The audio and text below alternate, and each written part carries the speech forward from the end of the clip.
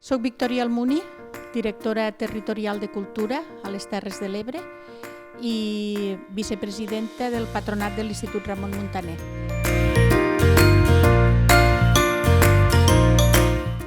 Podria ser coneixement, podria ser treball de base i podria ser acompanyament. A les entitats sense ànim de lucre que ens movem molt a nivell local i que moltes vegades ens falta tindre una xarxa de relació amb altres entitats i altres territoris, i l'Institut Ramon Muntaner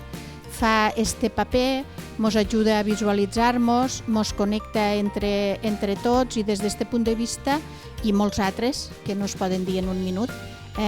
considero que és un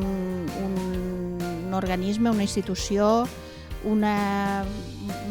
manera de treballar, una gent indispensables per al món de la cultura aquí a casa nostra.